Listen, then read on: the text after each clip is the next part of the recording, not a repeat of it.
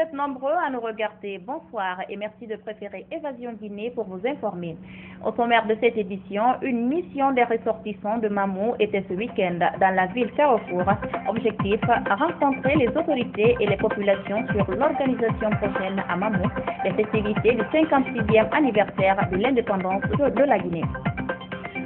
Un incendie a ravagé la nuit dernière un dépôt de bois et de menuiserie à Kenya dans la commune de Dixine. Pas de perte en vie humaine, mais les dégâts sont énormes. Et puis en Centrafrique, découverte d'un charnier, une dizaine de corps a été retrouvée dans une fosse commune à Bangui où la situation reste extrêmement fragile. C'est tout pour les titres. Encore une fois, bonsoir et bienvenue à tous. Le conseil d'administration du Fonds monétaire international a approuvé un décaissement de 28 millions de dollars à la Guinée. C'est une décision prise suite aux résultats obtenus par la Guinée dans le cadre du programme appuyé par l'accord de la facilité de crédit élargi en fin juin et fin septembre 2013. Mania Kondé.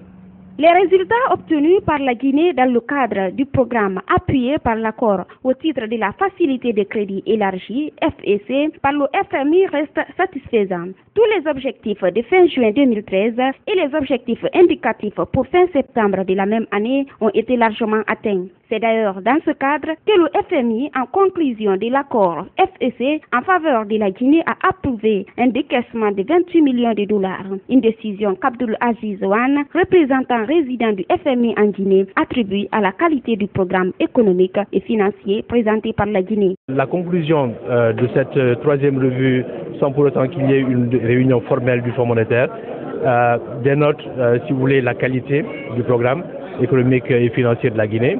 La qualité de la mise en œuvre des réformes. À titre d'exemple, tous les critères de performance quantitative à fin juin 2013 ont été atteints. Tout en se réjouissant de ce succès de la Guinée à cette troisième revue du programme, le ministre d'État de l'économie et des finances, Mohamed Garé, a affirmé que les perspectives macroéconomiques de la Guinée pour 2014 sont nombreuses. Il promet de mettre tout en œuvre pour l'amélioration des recettes. Le décaissement du Fonds monétaire à la balance des paiements. Maintenant, pour la capacité d'absorption, que ce soit sur nos ressources propres ou le financement extérieur, nous sommes en train de mettre des mesures en place qui pourront éventuellement améliorer cette capacité d'absorption en passant par les procédures de passation de marché, en fixant des délais d'exécution des contrats de marché et aussi en fixant des seuils de passation de marché et également en mettant en place un mécanisme de revue du portefeuille des projets d'investissement. Mais également, il faudrait que on réorganise la division suivi et évaluation de la Direction nationale des investissements publics. Aussi, des réformes structurelles sont prévues pour cette année 2014. Elles portent essentiellement sur la gestion des finances publiques, la réforme de la fonction publique, le secteur de l'économie, le climat des affaires, l'agriculture et le secteur de l'électricité. Rencontre ce lundi entre le ministère de l'Industrie et des PME et les acteurs du secteur privé. Objectif, présenter sa feuille de route. Les principaux points de la rencontre étaient entre autres l'amélioration du climat des investissements, l'établissement et le renforcement du dialogue public et privé. Salimatou Diallo nous fait le point. C'est dans le souci d'établir une parfaite collaboration entre le secteur privé et public que le ministère de l'Industrie et des PME pour la promotion du secteur privé a organisé cette rencontre à son département. La rencontre a connu la participation de différentes organisations du secteur privé de la place. Hadja Fatmata Binta Diallo, ministre en charge de l'Industrie et des PME, se dit consciente de la lourdeur des tâches qui l'attendent. L'objectif de cette première rencontre est d'échanger sur les axes stratégiques d'intervention sur lesquels je souhaite requérir vos observations et recommandations afin de permettre à mon département de s'inscrire résolument dans la mise en œuvre de la feuille de route définie par Monsieur le Premier ministre. Ces axes stratégiques qui doivent aboutir à des résultats et des indicateurs mesurables seront naturellement tournés vers la promotion et le développement du secteur privé en vue d'une croissance inclusive ainsi que l'amélioration des conditions de vie des populations. En me confiant la lourde mission de donner forme aux piliers guinéens industriels et des PME, je ne doute pas de l'ampleur et de la complexité des tâches dévolues à mon département. Le secrétaire général du ministère de l'Industrie et des PME, Alseni Silla, insiste sur le programme d'urgence que le ministère se fixe quant à la parfaite collaboration du secteur privé et public. L'autre point fort de son action, ce sera certainement le renforcement du dialogue public-privé. Ceci est important parce que nous estimons que dans ce pays, on a fait beaucoup de réformes, mais toujours les réformes se font à l'insu du secteur privé. Les cadres du secteur privé se disent prêts à accompagner le département dans ses activités. En vous écoutant, on a l'impression que c'est une nouvelle ère qui commence en Guinée. Nous sommes prêts à vous accompagner. L'ensemble du secteur privé est aujourd'hui très enthousiaste des points que vous avez soulevés dans votre discours. La rencontre a pris fin dans un climat de confiance et d'espoir suscité par cette nouvelle équipe en charge de la promotion du secteur privé en Guinée.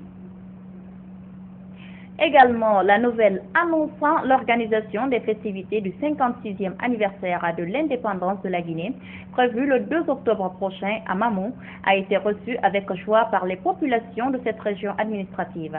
C'est dans ce cadre qu'une mission des ressortissants de Mamou s'est rendue sur place le week-end dernier. Fodé Camara était de la partie. Voici son compte rendu. C'est pour s'enquérir des réalités sur place, conférer avec les autorités administratives, locales et religieuses, sensibiliser les populations autour des enjeux de l'organisation du 56e anniversaire de l'indépendance de la Guinée à Mamou, que cette délégation, qui avait à sa tête certains membres du gouvernement, a séjourné à Mamou, ville Carrefour. Nous, vos enfants qui vivons en dehors de Mamou, nous revenons vers vous, non pas pour vous mettre plein la vue, mais en fils débordant de gratitude et empressés de se rendre utiles à leur berceau, et ce, dans la plus grande humilité. Mamounaises et Mamounaises, nous vous saluons bien bas. Nous vous saluons au nom du président de la République, chef de l'État, le professeur Alpha Condé, qui nous a enjoint de vous dire combien vous êtes grand à ses yeux, combien vous êtes présent dans sa tête, combien vous êtes vivifiant en son cœur. C'est que nous explique-t-il, il sait ce que c'est que Mamou. Il connaît l'histoire et la géographie de Mamou, tout comme il sait ce que veut dire être Mamounais. Le gouverneur de la région administrative de Mamou, quant à lui, a, dans son intervention de souhait de bienvenue, remercié le président de la République pour le choix de sa région dans le cadre de ces festivités. La décision de son Excellence, Monsieur le Président de la République, le professeur Alpha Condé, de délocaliser la célébration des fêtes anniversaires de l'indépendance guinéenne en raison de son objectif de développement infrastructure des préfectures a été vivement salué par tous les patriotes du pays. Les filles et fils du Fouta apprécient hautement la célébration du 56e anniversaire à Mamou, ville Carrefour et cosmopolite. Même si l'organisation de ces festivités à Mamou a encore des préalables, parmi lesquels on peut citer la réfection de certaines infrastructures hôtelières, la réhabilitation des voiries urbaines et l'entretien du tronçon Kindia-Mamou, long de 165 km et qui se dégrade de jour au jour, on peut dire que les préparatifs de la fête nationale Mamou 2014 sont bien partis. Dans l'actualité également, passation de service entre l'administrateur général sortant et celui entrant du Palais du Peuple. C'était ce lundi dans la salle du 28 septembre. Cette cérémonie présidée par l'intendant général adjoint de la présidence a mobilisé travailleurs et amis des administrateurs sortants et entrants. Le point, c'est avec Malik Yakité. Toute chose a une fin, mais la vie continue. Le doyen et sage Ampateba lui-même, disciple du sage du Niagara, disait, je cite, tout soleil qui se lève est appelé à se coucher. Moussa Moïse Djomba Mara, administrateur général du Palais du Peuple depuis 6 ans, cède le poste à Mori Diabaté. Cet artiste, membre fondateur du groupe Bembe Jazz National, tient désormais les rênes de cet édifice national. Dans son discours de circonstance, l'administrateur sortant a mis l'accent sur quelques résultats de son équipe et les projets en cours. Établissement d'un nouveau contrat avec la du foot, rationalisation du contrat de Saralux, établissement du contrat de tube avec Futur Art et les retombées obtenues en panneau pour le bail, ainsi que son embellissement.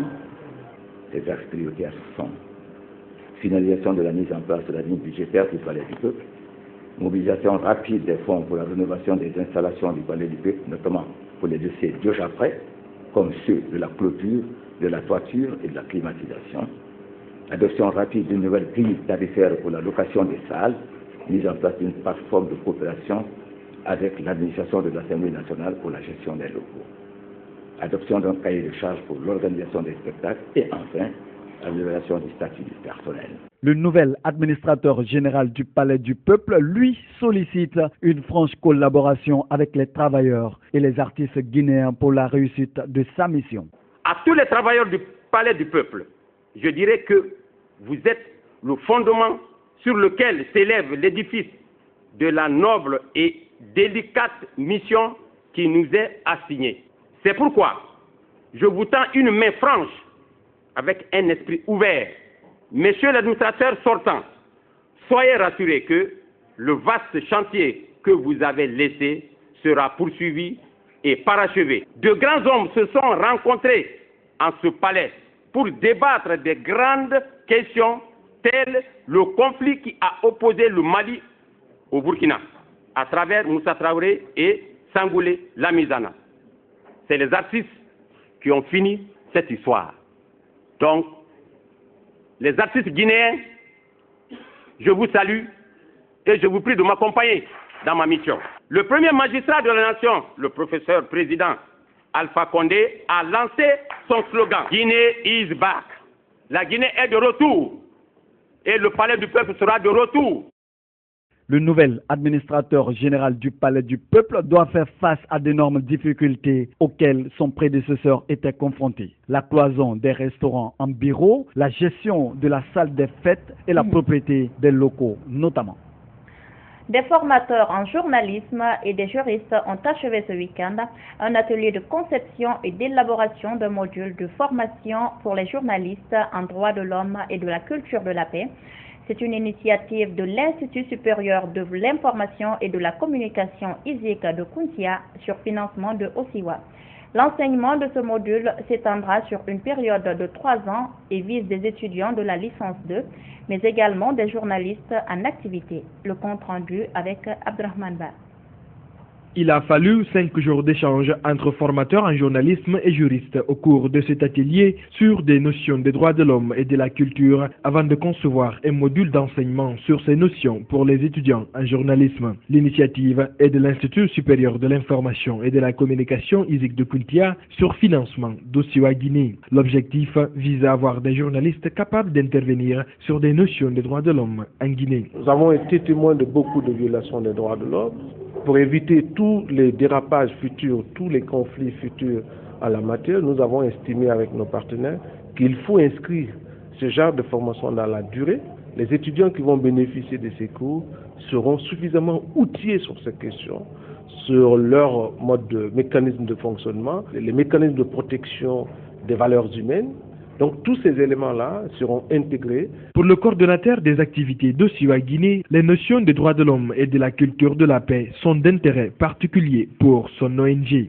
Donc c'est une question majeure pour Osiwa parce que pour tout un pays, sans la paix, on ne peut pas penser au développement ou même à la démocratie. Donc la paix est fondamentale et nous espérons que ces étudiants, quand ils vont terminer leur formation, ils pourront contribuer au renforcement de la paix en Guinée. Un enseignement de qualité en journalisme est un devoir pour le ministère de l'Enseignement supérieur et de la Recherche scientifique, estime le représentant du département. C'est pourquoi Sékou Konaté souhaite que ce module apporte un changement qualitatif dans l'enseignement du journalisme pour l'atteinte de cet objectif. La professionnalisation que sont les journalistes, que sont les institutions libres au pays, c'est s'inscrire en droite ligne de la dynamique de la paix en Guinée. Nous sommes à l'heure actuelle dans une situation d'état fragile. Et cette fragilité peut être accentuée par le non-professionnalisme des journalistes.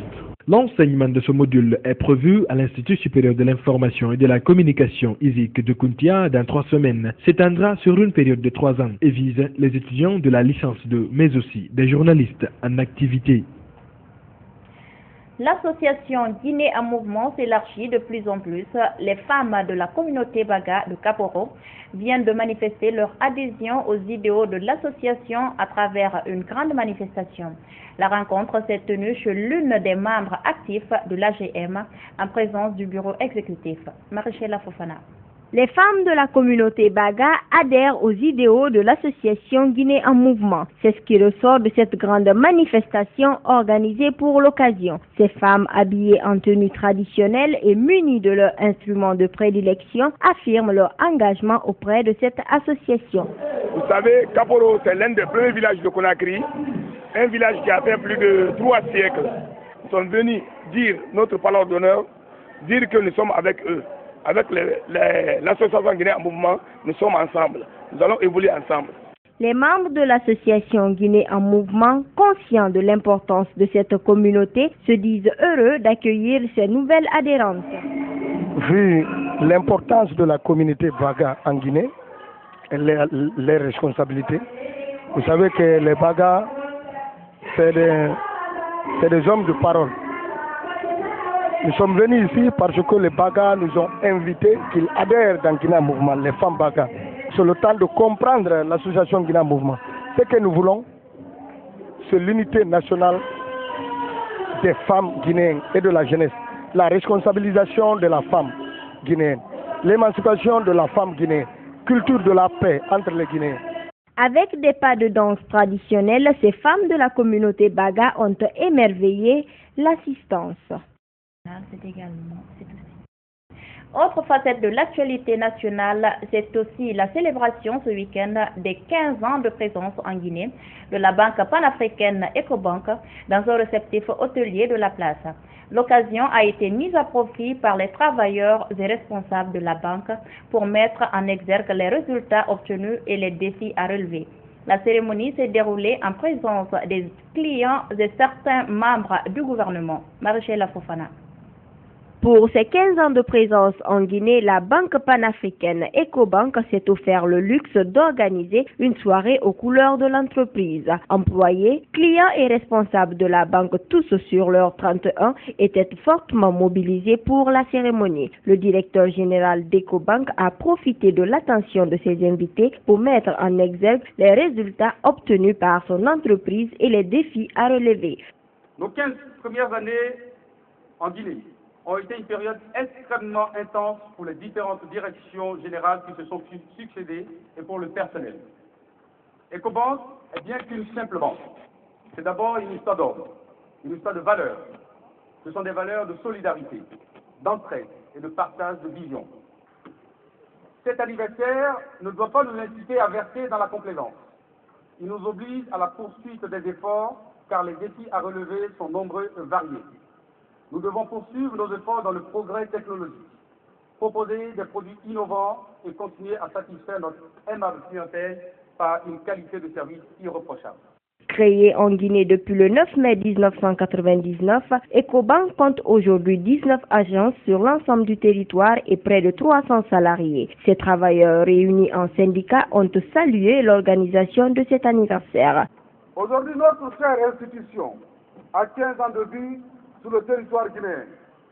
Au fil des ans, et grâce à l'engagement de tous, Ecobank Guinée s'est imposée sur la place comme la banque de référence. Sa part de marché, la qualité de ses services et les résultats réalisés prouvent à suffisance la pertinence de ce qu'elle caractérise dans le secteur bancaire guinéen. Au courant de la soirée, des prix et des satisfecits ont été décernés aux meilleurs employés de la banque. Je suis déjà très émue, très surprise et très heureuse de recevoir ce prix. Je sais que c'est un gros poids que je vais devoir supporter. C'est un gros challenge que je vais devoir relever. Ce 15e anniversaire de présence du groupe Ecobank en Guinée a connu les démonstrations artistiques du groupe de danse et de chant traditionnel les Awagi et de l'African Groove de Maître Ba. Et puis nous vous invitons à suivre cette déclaration qui vient à peine de nous parvenir. C'est une déclaration du gouverneur de la ville de Conakry. Population de Conakry, citoyennes et citoyens, il m'est revenu de constater avec regret que des manifestations sont en cours de préparation dans certains quartiers de nos communes, notamment ceux des communes de Matam, Pratoma et Matoto. Derrière ces manifestations se cachent des intentions de perturber la paix, la quiétude si chère aux citoyens de notre paisible cité.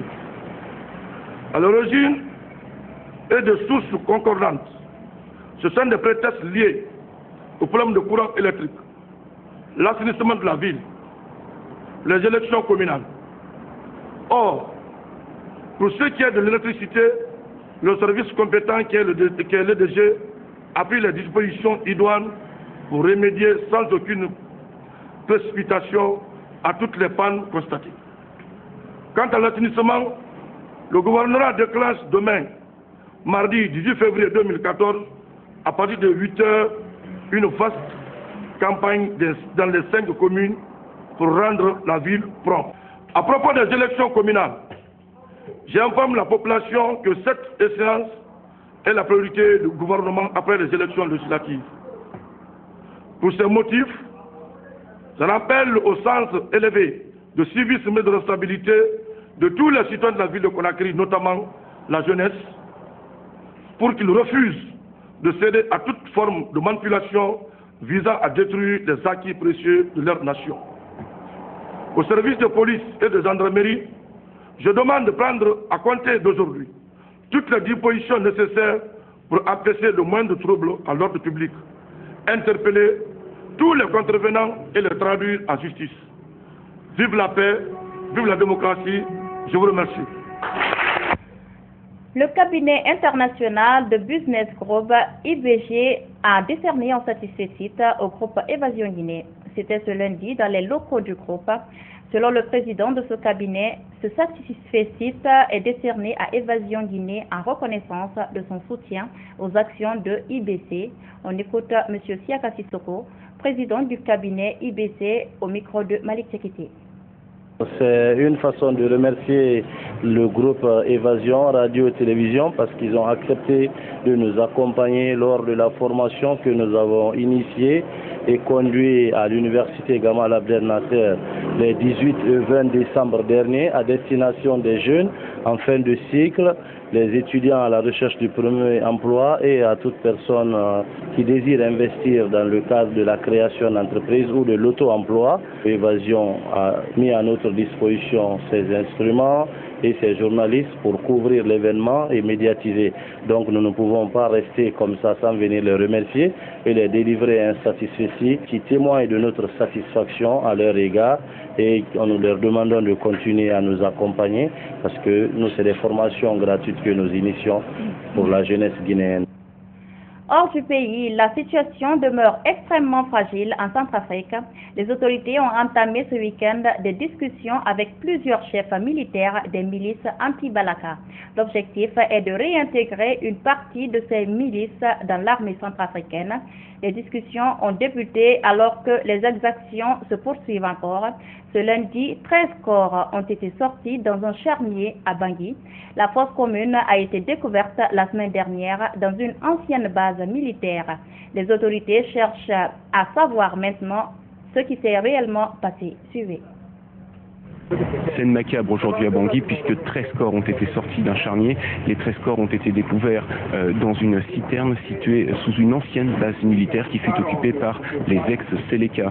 Ces corps ont été sortis par Sangaris, par la MISCA, avec l'aide de la Croix-Rouge et c'est maintenant le processus d'identification qui va commencer. On ne sait pas qui ils sont, on ne sait pas comment ils ont été tenus, depuis combien de temps ils sont sous terre. Le procureur de la République que nous avons rencontré est bien décidé à faire toute la lumière sur cette affaire, malgré un manque évident de moyens.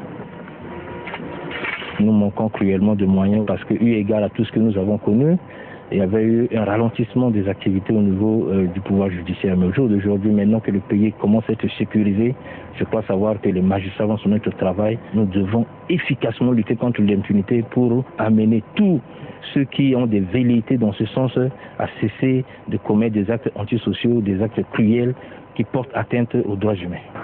La justice internationale est elle aussi très inquiète de la situation en Centrafrique. La Cour pénale internationale a même lancé un examen préliminaire sur, dit-elle, des actes d'une extrême brutalité commis par différents groupes. C'était il y a 3 ans, l'opposition libyenne appelait à 11 jours de colère contre le régime de Muammar Kadhafi avant de le faire tomber. 3 ans après le début de sa révolte, le pays est tombé dans un chaos total. Reportage. Un feu d'artifice au-dessus de la place des Martyrs à Tripoli, un feu d'artifice pour lancer les célébrations du 3e anniversaire de la chute de Muammar Kadhafi. Aujourd'hui, mon bonheur est indescriptible. C'est une grande, grande joie. Cela me rappelle notre libération et des moments historiques dans ce pays, des moments qui resteront gravés dans l'histoire pour les générations futures. Dans les rues de Tripoli, les drapeaux libyens ont fleuri et des coups de peinture sont donnés de ci, de là. Mais derrière le décorum, la Libye est plongée dans un quasi-chaos. Violence, crise politique et économique. 3 ans après la chute de Kadhafi, certains observateurs n'hésitent pas à comparer le contexte libyen à la situation que connaît l'Irak depuis la chute de Saddam Hussein. C'était il y a près de 11 ans déjà. Et puis le trafic a repris normalement à l'aéroport de Genève ce lundi. Pourtant, la zone est restée fermée plus de 2 heures pour permettre l'atterrissage d'un avion de ligne détourné. C'est un avion de la compagnie Ethiopian Airlines qui s'est posé sans encombre. Tous les passagers sont sains et saufs et le pirate s'est rendu aux autorités. Interrogé, il dit vouloir obtenir un exil politique. Reportage. Les passagers descendent de l'avion, main en l'air, accueillis sur le tarmac de l'aéroport de Genève par la police. 200 personnes étaient à bord du vol ET-702. Parti d'Addis Abeba, l'avion d'Ethiopian Airlines devait se poser à Rome. Il a finalement atterri à 6 heures à Genève. Il a été détourné par le copilote de l'avion, un Éthiopien de 30 ans. Après l'atterrissage, il est sorti du cockpit en descendant par une corde. Puis il s'est rendu aux policiers qui entouraient l'aéronef, annonçant qu'il était lui-même le pirate.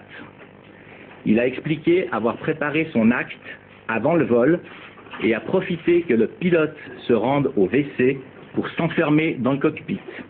Après son arrestation, il aurait demandé l'asile politique à la Suisse. Les autres passagers sont tous sains et saufs.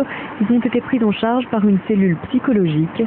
L'aéroport a dû être fermé pendant quelques heures, mais les vols ont déjà repris. Les diplomates sont devenus persona non grata au Venezuela.